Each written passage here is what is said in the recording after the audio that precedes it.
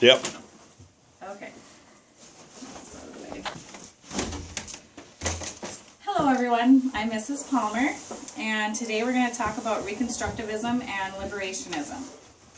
A lot of you probably aren't familiar with these terms, so I have a handout to give you as we go through what they mean. And actually you can just take one and pass it on.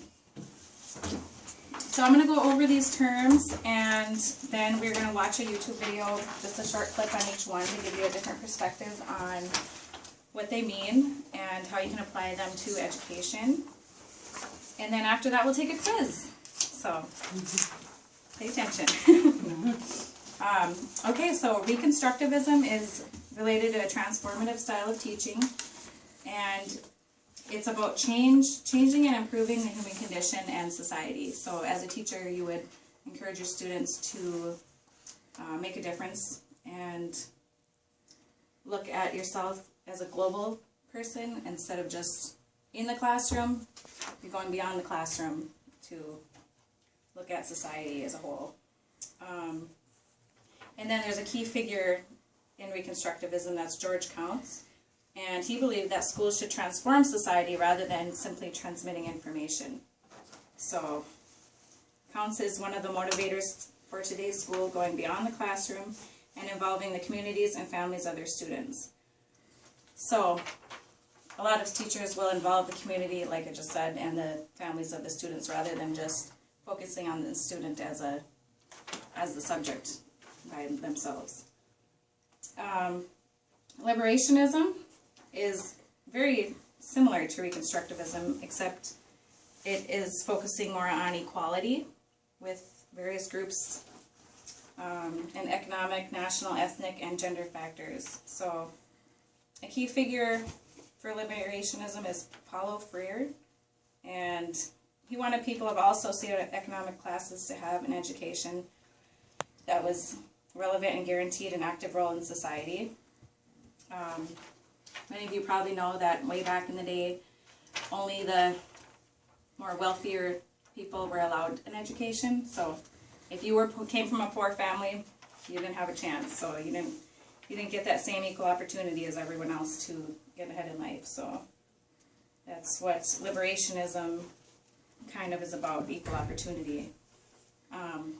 According to liberationists, students have a right to participate in the process of decision making and planning.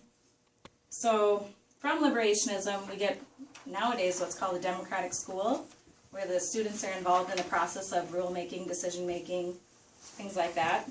So they learn early on leadership roles and whatnot. So we're going to watch a short clip on each one, and then you guys can ask questions. And I'm going to... Can you all see the... Maybe I'll put it on the table. You can see a little better since we have a smaller group. Can you see? Yeah. Alright. And the first one is going to be on Reconstructivism. And maybe I'll even dim the light so we can see it a little better.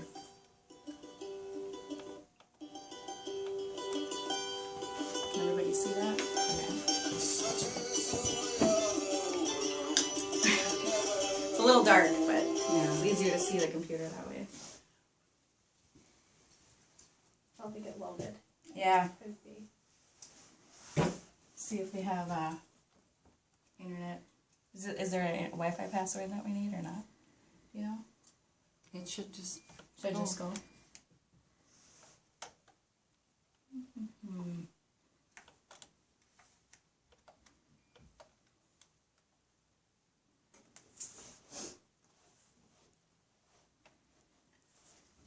You can pause that if you want.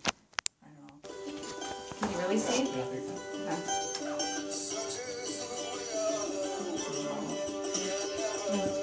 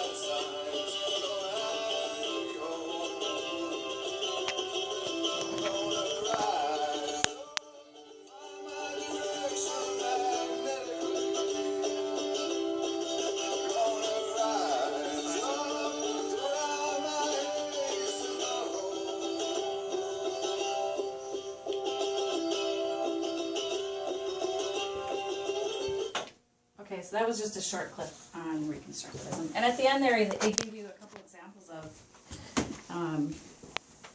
Reconstructivism in today's society. Did any of you catch the two things that they showed towards the end? That The cleaning of the earth. yeah, and recycling. Yeah. and Yep. Stopping animal cruelty. Exactly. So there again, we have two examples of modern what you can do today to modern Reconstructivism. Basically, going outside of yourself and doing good for society or changing something for the better. This next clip is going to be for the liberationism concept, and we're going to look at a democratic school. And I think it says right on here that liberationists advocate for democratic schools where teachers and learners have a voice and options. So this is an example of a democratic school. Forget about choosing electives. What if you could choose how to spend all of your time at school? Forget about voting for student body president. What if you could vote on Hey, things that Sarah. really matter to you? Actually, if you leave the lights on, it comes up. Yeah, because otherwise it glares. Forget about learning civics in the classroom. What if you could take on real responsibilities in your school community? Forget everything you know about school and take a look at VFS. The Village Free School is a private, non-profit school in Portland, Oregon, serving students from 5 to 18 years old. VFS is a place where students choose how to spend their time, vote on the rules and issues that matter, and participate in running the school. What began in 2003 as a small conversation about how schools could be different turned into a real place. A school that opened its doors in 2005 with 24 students. In 2009, the school has grown to 55 students and has an extended community of over 150 parents, volunteers, supporters, and donors.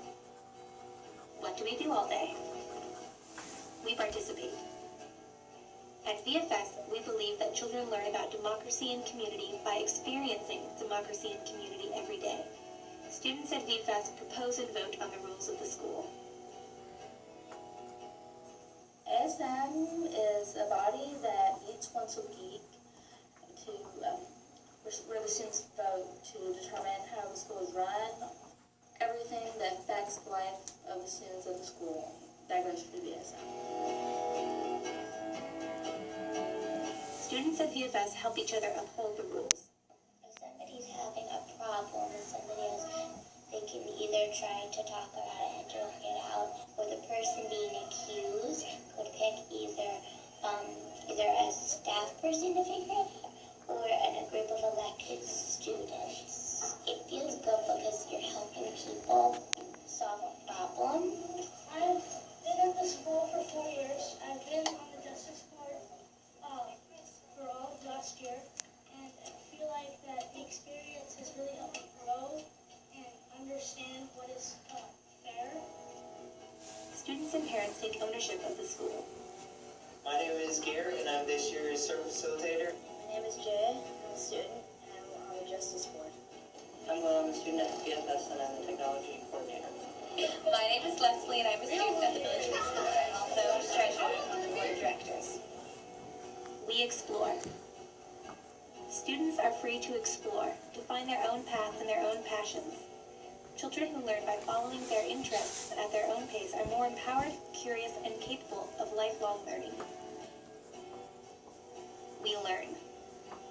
Students at VFS learn in so many ways: watching, listening, talking, reading, asking questions, practicing a skill, experimenting, and even taking a class. So this is the movie theory that we made together.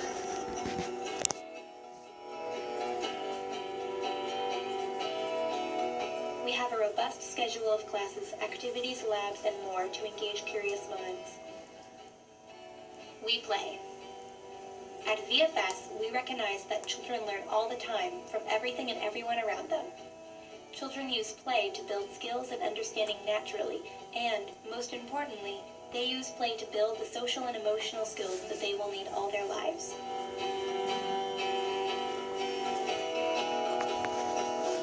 Want to learn more? If you want to learn more about our school, our democratic process, educational philosophy, enrollment, volunteering, and more, please visit us online at www.villagefreeschool.org. So that's an interesting perspective on a different kind of school other than your traditional public school. Does anybody have any questions or comments about that kind of school? Would you guys send your kids to a school like that? So the parents, is there like a committee of parents that? I'm not 100% sure on that one. I just know that the kids are a lot more actively involved in rules and processes, and you know, they have a committee for the students. Basically, that's the major difference between that kind of a school and, say, a public school where they don't really have a lot of choice. Yes, yeah, You know, until you get into high school and you can, you know, maybe choose an elective. But I did go to the website on that school, and it was about $600 a month to send your child there. So, you know, it's not cheap. So, it's kind of crazy when you think about it. So I'm going to read this summary, and then if you don't have any more questions, we'll take our quiz. Reconstructivism and liberationism are very closely related in that they both view schools as social institutions. Reconstructivism focuses more on changing society, while liberationism fights for equality among all groups of people. The aim of Reconstructivism is world peace, while the aim of liberationism is social justice. So if you guys can kind of, if you look through that, you can see kind of the difference. And once again, if anybody could come up with one example of Reconstructivism, we kind of already talked about that, recycling, ending animal cruelty. I don't know if you guys can think of anything else. Community service, perfect example. And then for liberationism, if you can come up with an example. Obviously the main one we just looked at was a democratic school. And I don't know if you can come up with any more. Just students having a say, and even with, right. I thought it said students propose and vote, they participate in how they learn, and whatever they're interested in, they learn at their own pace. Yep. So. Yep. And I think that comes with maybe any private school, you get a lot more attention per student, but you're right, this particular kind of school allows students to make decisions. Any other questions, comments? Go ahead. Couldn't you argue that socially that is biased, and if kids are deciding in arguments of other kids, there could be favoritism, and essentially that can make the lives of the other kid miserable? Yeah, I mean, there's all sorts of ways to look at it. There's also, you know, I think the teacher does oversee these things. I don't think they're, you know, completely on their own, but I think they do have the opportunity to try to solve it amongst themselves first. There's probably guidelines that are given to them by their teacher. Yeah, I'm sure.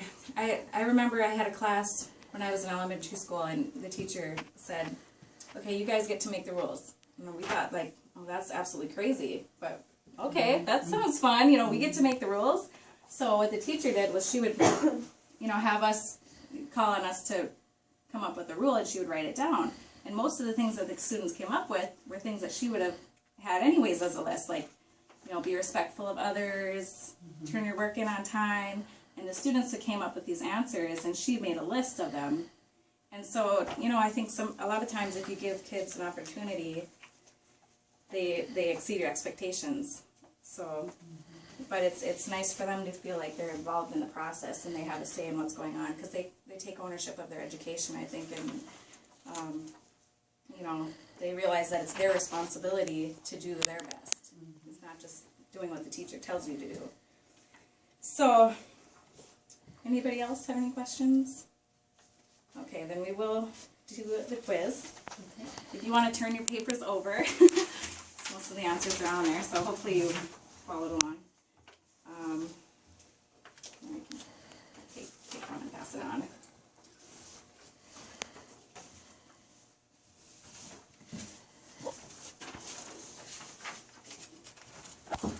Tom, you're exempt from the quiz. Volunteer.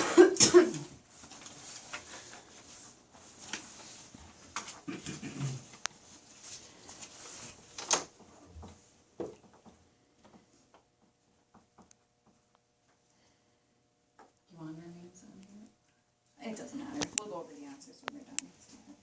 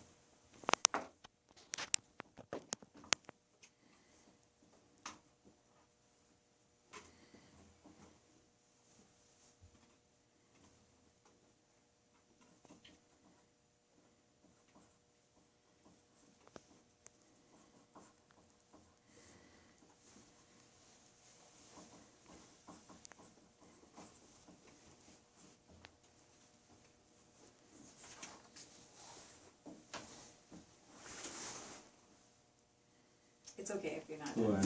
It's fine. Okay, so what did everybody get for number 1? D? Did everybody get D? Yep, that was the correct answer. Actually, if you answered any of the first ones, you would have been right too, but, okay, how about number 2? C. Yep. Good job. Alright, 2 examples of Reconstructivism. Anyone? I just said what was mentioned in the clip. Recycling and then preventing animal cruelty. Perfect. Does anybody else have anything different? Well, community service, which I said before. So. Okay. And the last one. Allowing students to make decisions, involving parents in the decisions. Yep. Jeff, what do you have? I had student councils and Yep. electives. Yep. Anybody else? Good job. Yep, those are all correct answers. So, thank you all for coming today. Hope you learned something.